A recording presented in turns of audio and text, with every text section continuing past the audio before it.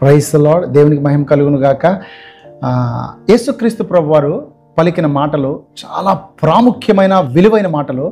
7 మాటలు ఆయన సిలువలో పలికినటువంటి 7 మాటల్లో ఒక్క మాట, ఈ రెండవ మాటగా మనము ఈరోజు ధ్యానం చేయబోతా ఉన్నాం. అదేంటంటే లూకాసు వార్త 23వ అధ్యాయము 43వ వచనం నేను చదువుతాను. యేసు, నీవు నీ రాజ్యంలోనికి వచ్చినప్పుడు నన్ను జ్ఞాపకం చేసుకొనమనెను. అందుకు ఆయన వానితో, నేడు నీవు నాతో కూడా పరదేశంలో ఉందువని నిశ్చయముగా చెప్పుచున్నానెను. అసలు ఏం జరిగిందంటే, యేసు ప్రభు ఆ గొల్గొతా కొండ మీదకి సిలువ వేయడానికి తీసుకొని వెళ్ళినప్పుడు ఆయనతో కూడా ఇంకొక 2 దొంగలు ఉన్నారు. 2 దొంగలు, వాళ్ళు బందిపోటు దొంగలండి. వాళ్ళతో కలిసి యేసు ప్రభుని సిలువ వేస్తూ ఉన్నారు. చూడండి ఎంత ఇదంటే, ఆయన ఏమీ దొంగతనం చేయలేదు, ఆయన ఏమీ పాపం చేయలేదు. అయినా కానీ అయితే ఇదంతా ఏంటంటే ప్రవచనం నెరవేర్పు కాబట్టి, ఇలా జరగాలి కాబట్టి పాపులతో కూడా సహానుభావంగా ఎంచబడతాడు అని ప్రవచనం ఆల్రెడీ ముందుగానే చెప్పబడి ఉన్నది యేసు ప్రభు కోసం. ఆయన పాపుల మధ్యలోనే పెరిగాడు. ఆయన నజరేతులో నుండి బయటకు వచ్చాడు. ఆయన అంతేకాకుండా పాపుల మధ్య ఎందుకు యేసు ప్రభు రావాల్సి వచ్చిందంటే, ఆయన పాపుల రక్షకుడుగా భూమి మీదకి వచ్చాడు. ఆయన పాపుల కోసం వచ్చాడు. ఆయన పాపాలను కడగడం కోసం వచ్చాడు. ఆయన చూడండి, ఆయన చెప్తా ఉన్నాడు, నీవు నాతో కూడా నిశ్చయముగా పరదేశంలో ఉంటావు నాతో. ఎప్పుడు అన్నాడు ఆ మాట? ఈయన అన్నాడు, ఏమన్నాడంటే, నన్ను జ్ఞాపకం చేసుకో అయ్యా. ఆయన చివరి క్షణాల్లో ఉన్నాడు. చివరి క్షణాల్లో నన్ను జ్ఞాపకం చేసుకో. ఆ మాట అనడానికి గల కారణం ఏంటో చెప్పమంటారా? ఆయన మొదటి మాట కూడా విన్నాడండి. ఆయన మొదటి మాట ఏమని ఉంటుందంటే, వీరేమి చేయించున్నారో వీరు ఎరుగరు కనుక వీరిని క్షమించన్న మాట తన హృదయాన్ని చాలా తాకిందండి. ఎందుకో తెలుసా అండి, ఆయన అనుకుంటున్నా ఉన్నాడు, వీళ్ళిద్దరు దొంగల్లో ఒక దొంగ అంటున్నాడు, కామెంట్ చేస్తూ ఉన్నాడు, నువ్వు యేసుప్రభు అన్నావు, బోల్డ్ అద్భుతాలు చేశానన్నావు, నిన్ను నువ్వు రక్షించుకోలేకపోతా ఉన్నావు, శిలువ మీద నువ్వు దిగొచ్చు కదా అని కామెంట్ చేస్తూ ఉన్నాడు, అపహాస్యం చేస్తూ ఉన్నాడు. అయితే ఈ దొంగ మాత్రం, నువ్వెందుకు అలా అంటున్నావు ఆయన? ఎందుకంటే మనము పాపం చేశాం కాబట్టి మనకి శిక్ష కరెక్టే. ఆయన ఏమీ తప్పు చేయలేదే, ఆయన ఏమీ పాపం చేయకుండానే ఆయన శిక్ష భరిస్తూ ఉన్నాడు.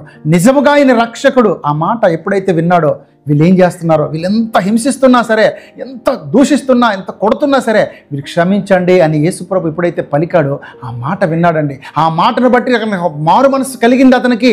చాలాసార్లు చాలామందికి చాలా అవకాశాలు వస్తాయి యేసు ప్రభు దగ్గరికి వచ్చినప్పుడు, లేకపోతే బెడ్ మీద ఉన్నప్పుడు కూడా కొన్నిసార్లు అవకాశం వస్తుంది. కానీ కొంతమంది ఏమంటారు తెలుసా, మా కులానికి సంబంధించినోడు కాదు, మా మతానికి సంబంధించినోడు కాదు, ఆయన తక్కువ జాతికి సంబంధించిన, ఇలాగ అంటారు, నెట్టివేస్తారు. అవకాశాలు ప్రతిసారి రావండి. అలాగా చూడండి, చాలాసార్లు మనుషుల్ని బట్టి, లేకపోతే వాళ్ళకున్న ఇదిని బట్టి యేసు ప్రభు ఒక కులాన్ని, ఒక వ్యవస్థని స్థాపించడానికి భూమి మీదకి రాలేదండి.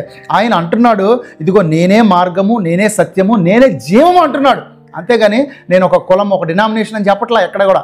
అందుకనే ఎప్పుడైతే అలా అన్నాడో, ఇదిగో వీళ్ళు ఏం చేస్తున్నారో వీళ్ళకి తెలియదు అన్న మాట తన హృదయంలో పశ్చాత్తాపాన్ని కలుగు చేసింది.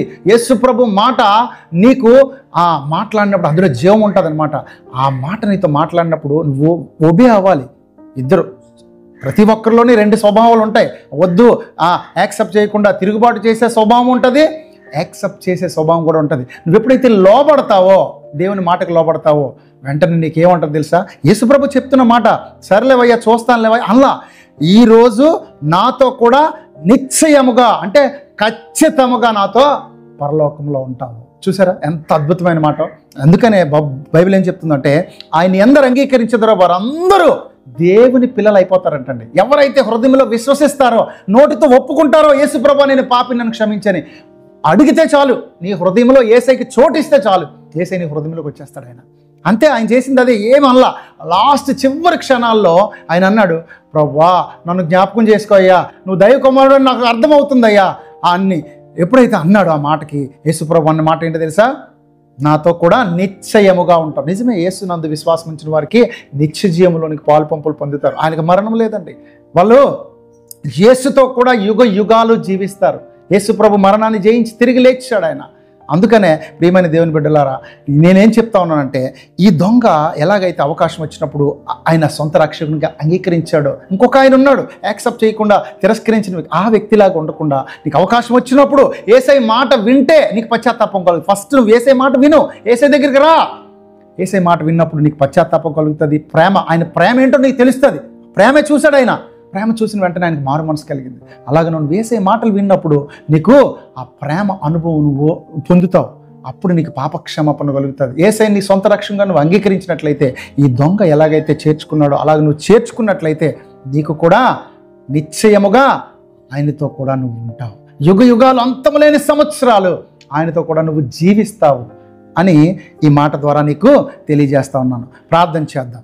యేసయ్య మీకు వందనాలు చెల్లిస్తున్నాం ప్రభువా. ఇదిగో నేను ఎంతమంది అయితే ఆన్లైన్లో ఈ యొక్క వాక్యాన్ని వింటున్నారు ప్రభువా, వారి హృదయంలో కూడా నాయన పశ్చాత్తాపాన్ని కలుగు చేయండి నాయన. ఈ దొంగ అయితే ఒక ఆయన తిరుగుబాటు చేశాడు ప్రభువా, అపహాస్యము చేశాడు, కానీ ఇంకొక వ్యక్తి మాత్రం ఇదిగో ప్రభువా నన్ను జ్ఞాపకం చేసుకోయ్యా అని అనిడినప్పుడు వెంటనే నువ్వన్న మాట ప్రభువా నిశ్చయముగా నాతో ఉంటా ఉన్న ప్రభువా. ఎంత గొప్ప ప్రేమనైనా ఇదిగో నాయన, ఎంతమంది అయితే ఈ ప్రార్థనలో ఏకీపించి వారు గనక నా సొంత రక్షకుడిగా యేసయ్యను అంగీకరిస్తున్నానని ఎవరైతే అడుగుతారో వారి హృదయంలోనికి నిశ్చయముగా మీరు రండి ప్రభువా నాయన. అంతేకాకుండా వారిని చేర్చుకోనండి, వారికి సహాయం చేయండి. వారితో కూడా నాయన మరి ఉండి నాయన వారి అన్ని విషయాల్లో వర్ధిల్లింప చేయమని మహిమ ఘనత ప్రభావాలు మీకే చెల్లిస్తూ యేసు పరిశుద్ధ నామములో ప్రార్థిస్తున్నాము తండ్రి. ఆమేన్. ఆమేన్. Praise the lord.